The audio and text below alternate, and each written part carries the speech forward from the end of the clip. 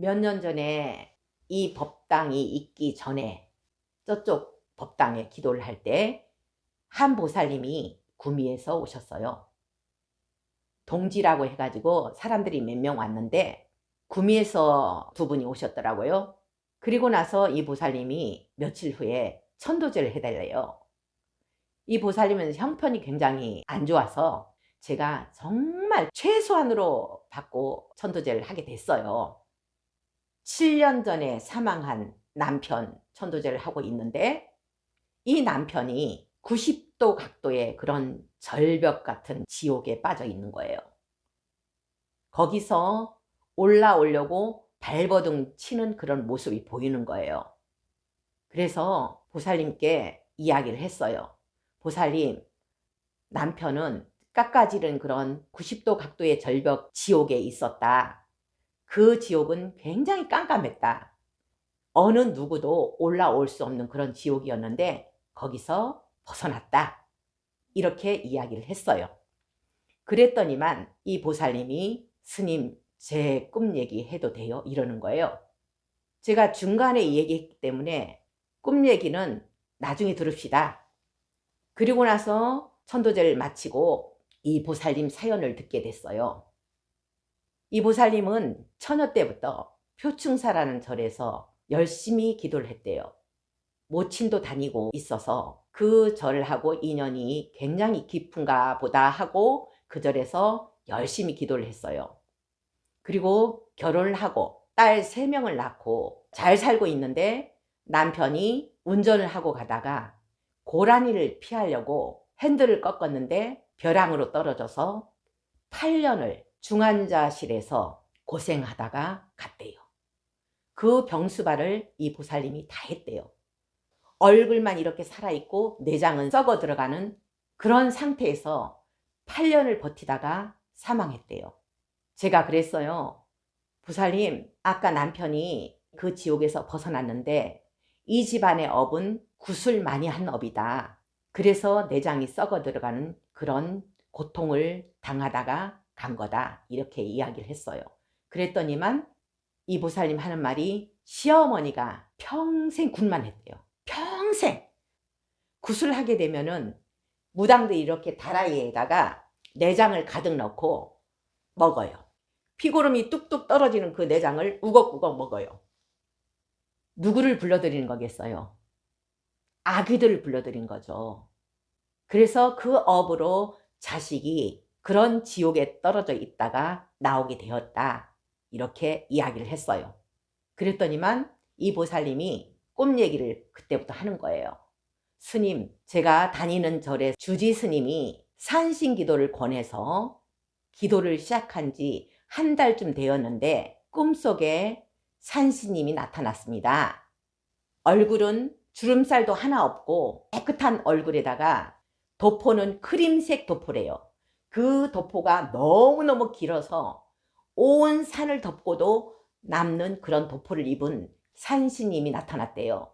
금도끼 온도끼에 나오는 그런 산신님처럼 생겼대요. 이렇게 수염도 길러있고 그런 산신님이 나타나서 네 소원이 무엇이냐 이렇게 물어보더래요. 산신님, 저는 소원이 2가지가 있습니다. 하나는 딸 셋인데 그 3딸의 앞길이 궁금합니다. 잘 풀렸으면 좋겠습니다. 이렇게 이야기를 하고, 2번째 소원은 7년 전에 사망한 남편이 사식구제도 했고 천도제도 했는데도 분명 안 갔을 거라고 생각하고 있대요. 이 보살님이. 그래서 좋은 데 갔으면 좋겠습니다. 이렇게 산신님께 이야기를 했어요. 그랬더니만 그 순간에 딸 셋의 앞길을 쫙 보여주더래요. 이렇게 애들이 되니까 걱정하지 말아라. 그리고 나서 남편은 천도제를 해야 된다고 이야기를 하더래요. 그러면서 혼자 하는 기도는 비포장 도로를 달리는 거다. 근데 천도제도 하고 예수제도 하고 이렇게 하면은 8차선 도로를 달리는 그런 결과가 온다고 이렇게 이야기를 하더래요. 산스님, 저는 천도제를 지내려고 해도 돈도 없고 그리고 제대로 할 수 있는 절도 찾을 수가 없습니다. 그러니까 산스님이 그러더래요. 돈은 걱정하지 말아라. 조금만 기다리면 인연이 나타난다. 그때 그분에게 꼭 해라 이런 얘기를 하더래요. 그리고 나서 그때부터 이절저절 찾아다닌 거예요. 이 보살님이. 천도제를 해줄 수 있는 절을 찾아다녔는데 못 찾았대요. 이 절인가 싶으면은 500 이야기하고, 요 절인가 싶으면은 600 이야기하고. 그래서 인연 있는 절을 찾지 못하고 다니다가 여기를 동지 때 오게 된 거예요. 딱 여기 오는 순간 아, 이곳에 맡겨야 되겠구나. 여기구나. 이런 생각이 들었대요. 그래서 저한테 천도제를 의뢰하게 된 거예요. 천도제를 의뢰하고 나서 여기 오기 이틀 전에 꿈을 꿨대요. 꿈속에 신장님 두 분이 나타났대요. 한 분은 장비처럼 생겼고 한 분은 저기 있는 저 한 분처럼 생겼대요.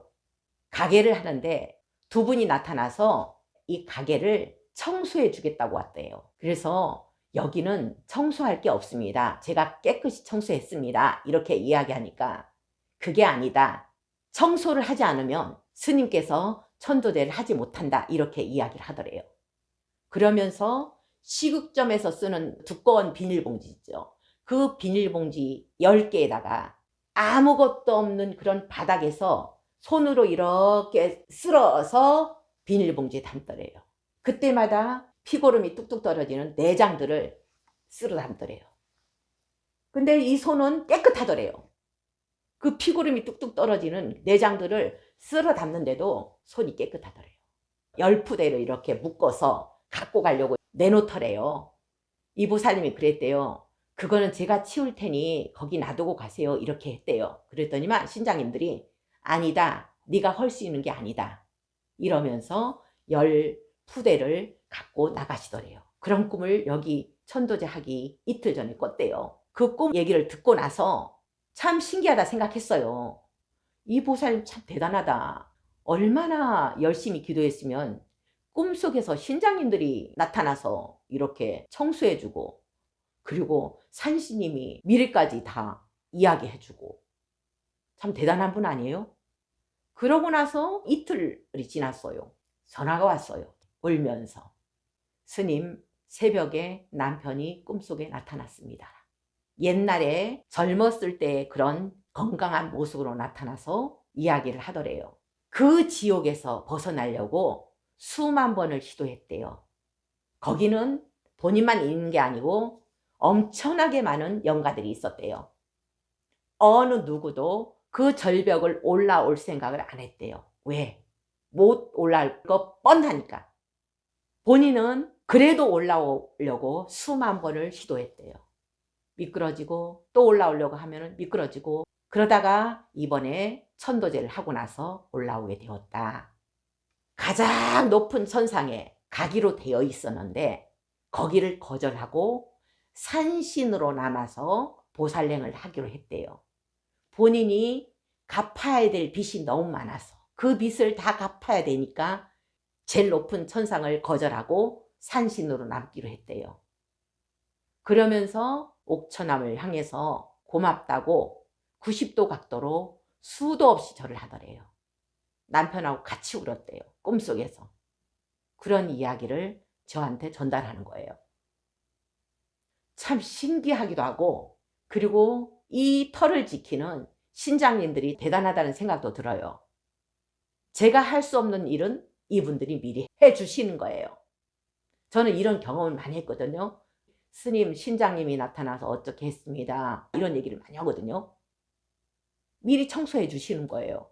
그래야 천도제를 할 수 있다고.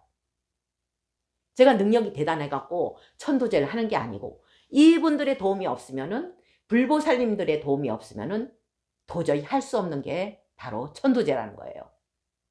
그래서 저는 천도제의 원리가 도량청정무아의 삼보철용 강차지라고 했잖아요. 이 도량이 깨끗하면 언제든지 이분들은 도와주신다는 거죠. 제 힘으로 하는 게 아니라는 거죠. 지금도 저는 이분들이 쳐다보고 있다고 생각해요. 항상 지켜보고 있다고 생각해요.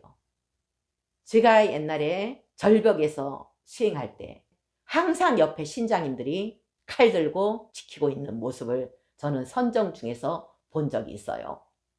항상 지켜주신다는 거예요. 그래서 이 천도제도 제가 목탁만 치고 연불만 해도 사람들이 가피를 많이 봤다는 거예요. 고미보살 이야기를 통해서 저는 화엄성주님들은 이 모습으로 관세음보살 행을 하고 계신다는 것을 확신할 수 있고, 그리고 이분들의 가피가 무한하다는 것을 다시 한번 느낄 수 있었습니다. 도량청정하면 누구나 이분들은 옆에서 지켜보고 도와주실 거라고 확신합니다.